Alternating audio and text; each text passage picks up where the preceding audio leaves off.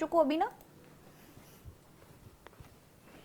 हाय class 9 students, बहुत सारे बच्चों को अभी एग्जाम हो चुके हैं और बहुत सारे बच्चों के अभी एग्जाम्स बाकी हैं। जब क्लास 10th के बोर्ड्स एग्जाम खत्म हो जाते हैं तो उसके 3-4 दिन बाद आप लोगों के स्कूल्स में एग्जाम स्टार्ट हो जाते हैं। सो वी हैव अभी टाइम, है ना, लाइक 18 को उनके एग्जाम्स खत्म हो गए। सो वी हैव, आप समझ लीजिए, ऑलमोस्ट 10 डेज।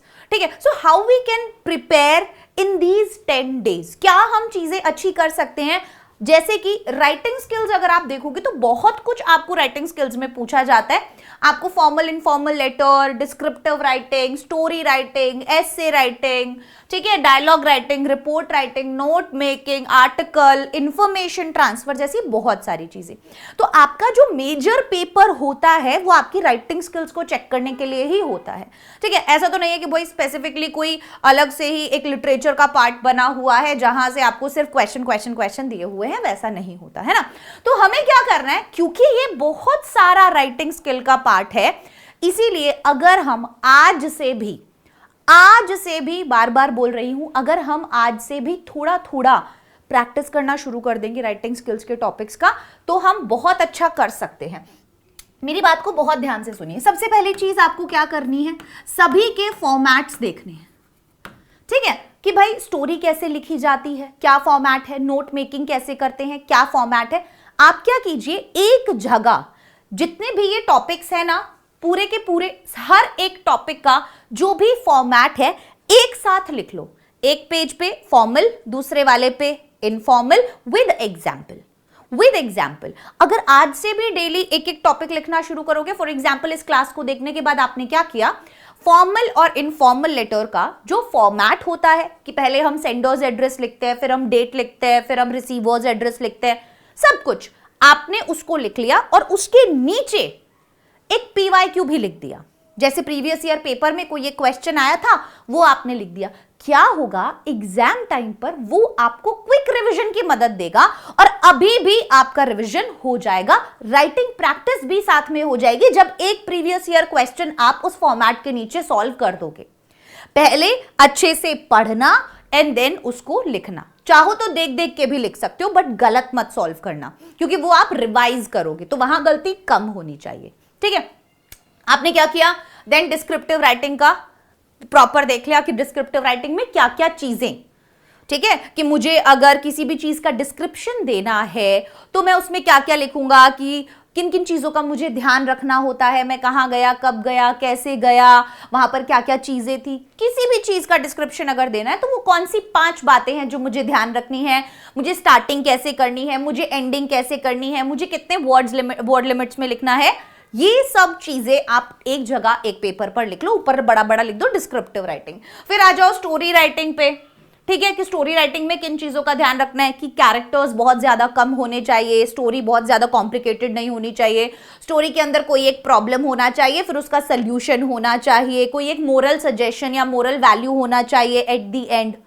ये 5 पॉइंट्स आपने लिखे एंड देन नीचे एक प्रीवियस ईयर का स्टोरी राइटिंग का क्वेश्चन सॉल्व कर लिया।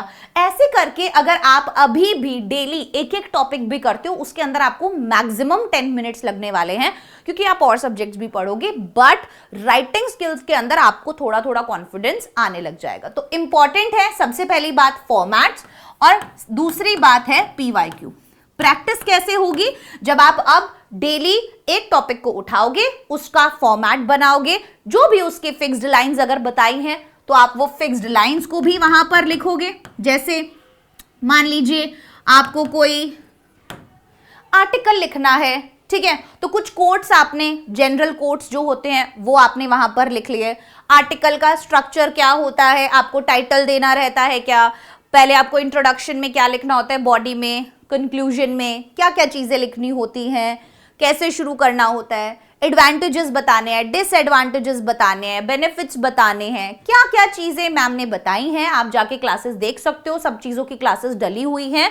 ठीक है, तो आप फॉर्मेट्स पे ध्यान दीजिए, प्रीवियस ईयर क्वेश्चंस पर ध्यान दीजिए एंड कुछ फिक्स्ड लाइंस पर भी ध्यान दीजिए जो आपको बहुत ज्यादा हेल्प करेंगी। और आज से ही एक जगह सारा राइटिंग स्किल आपके पास ये होना चाहिए। 4, 5, 6, 7, 8, 9 टॉपिक्स है, 9 पेजेस में आपके पास with format and 1 PYQ, with format and 1 PYQ होना चाहिए, सो दैट एग्जाम वाले दिन आप फट रिवाइज कर सको। ठीक है, इससे अभी भी आपका रिवीजन हो जाएगा। अच्छे से पहले उस प्रीवियस ईयर क्वेश्चन को सॉल्व करो, पढ़ लो जहां पर उसका सोल्यूशन दिया है and then write it down. Practice होगा और वो ही चीज हमको जरूरी है। ठीक है, ये अभी क्यों बता रही हूं, क्योंकि ये बाद में बहुत ज्यादा बच्चे डर जाते हैं, सोचते हैं मैम हम इतना ज्यादा कैसे लिखेंगे।